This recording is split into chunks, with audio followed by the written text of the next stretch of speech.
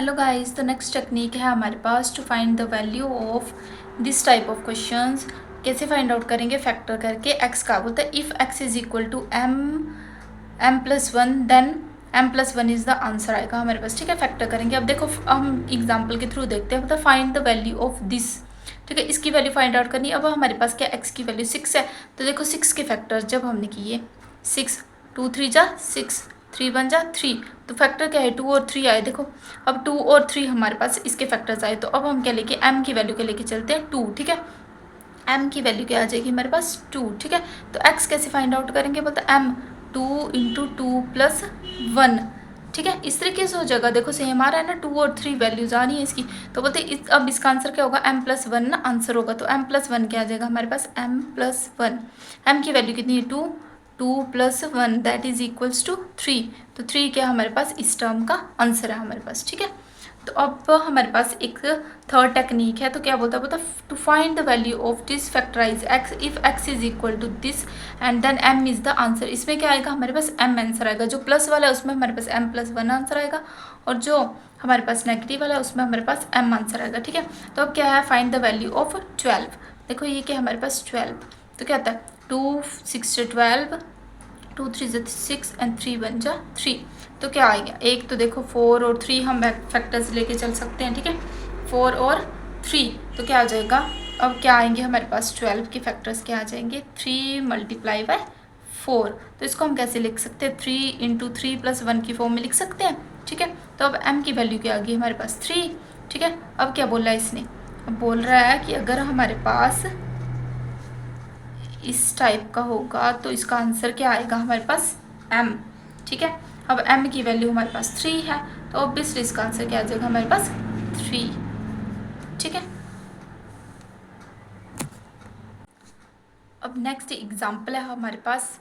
ठीक है, ये नंबर हमारा किसके इक्वल है हमने फाइंड आउट करना है। तो अभी हमने क्या फॉर्मूला यूज़ किया कि क्या होगा जब x+x+√x इस तरीके से होगा, तो हमारे पास क्या आ जाएगा?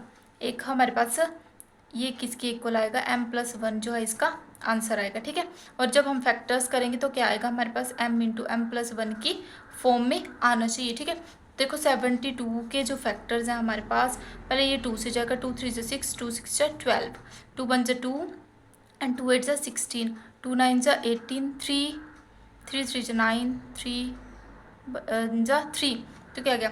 2 2 4 4 2 8, एक बन गया 8 3 3 9। देखो बन रहा है इस फॉर्म में। अगर m को हम 8 लेके चलते हैं तो 8 + 1 9 आ जाएगा। ठीक है, तो हम क्या लेंगे? 72 के फैक्टर्स हमारे पास क्या आ गए? 8 इंटू 9, और ये किसके इक्वल है? m into m+1 that is equals to 8 8 + 1। ठीक है, तो इस फॉर्म में क्या है हमारे पास? आंसर क्या आएगा? m+1। ठीक है, जो हमने टेक्निक में देखा था। तो अब m+1, तो m क्या है हमारे पास? 8 है। ठीक है, तो m+1 क्या आ जाएगा? 8 + 1 that is equals to 9 answer. अब देखो नेगेटिव वाले में क्या था हमारे पास? m आंसर आएगा, सेम ही था इस तरीके से। पॉजिटिव वाले में हमारे पास क्या है? m+1 आंसर है, और इसमें हमारे पास क्या आएगा? m आंसर आएगा, और सेम एज फैक्टर जो हमारे पास इस टाइप के आने चाहिए। देखो 20 2 से किया, 2 से किया, 5 से किया, 2 2 4 और 5।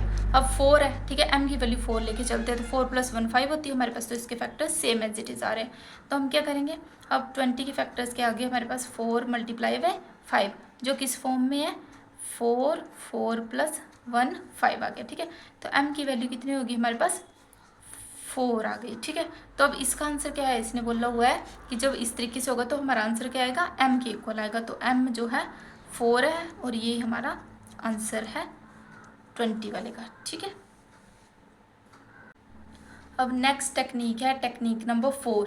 तो इसमें क्या है? अगर हमारे पास इस तरीके से एक वैल्यू दी होगी, तो ये किसके इक्वल होगी हमारे पास? x के, जैसे square root of x, square root of x, square root of x, square root of up to so on infinity तक का होगा, तो ये किसके इक्वल होगा हमारे पास? x के। अब देखो find the value of this term. अब इस टर्म की वैल्यू कैसे फाइंड आउट करनी है? इसने बोला square root of 10 square root of 10 square root of 10 is infinity, तो इसका आंसर क्या आएगा? इज इक्वल टू x, यानी कि x की वैल्यू यहाँ पे क्या हमारे पास? 7 आ रही है। ठीक है, square root of 7 square root of 7 up to so on infinity that is equal to 7 यानी कि x के इक्वल होगी। अब same as it is the, ठीक है, इसकी वैल्यू फाइंड आउट करनी है तो क्या आएगा, अब इसमें क्या x की वैल्यू 9 है, ठीक है, square root of 9 up to so on infinity, तो ये भी किसके इक्वल आ जाएगा 9 के, ठीक है, ये आंसर है। अब टेक्निक 5 क्या बोलती है हमारे पास, अगर हमारे पास इस तरीके से दिया होगा square root of x up to so on n times, इसमें क्या था इन्फिनिटी था तो हमने x लिया, अब n टाइम्स दिया होगा क्या लेंगे हम, x raise to power 2 raise to power n minus 1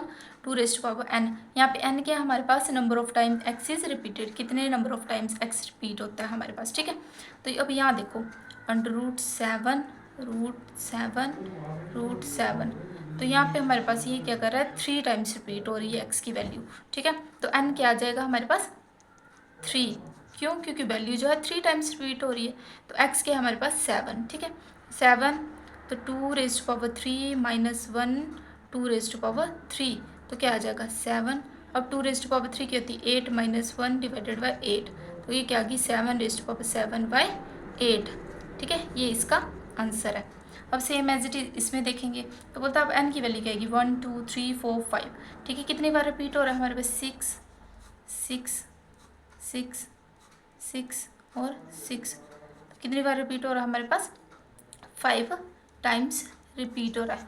तो यहाँ से अब x की वैल्यू क्या है हमारे पास 6, तो 2 रेज टू पावर 5 माइनस 1 और 2 रेज टू पावर 5, तो क्या आ गया हमारे पास 6 raise to power 2 raise to power हमारे पास होता है 32 माइनस 1 डिवाइडेड बाई 32, तो क्या आ गया हमारे पास 6 raise to power 31 divided by 32, ये इसका आंसर है हमारे पास। इस टाइप से हम इन क्वेश्चंस को सॉल्व करते हैं।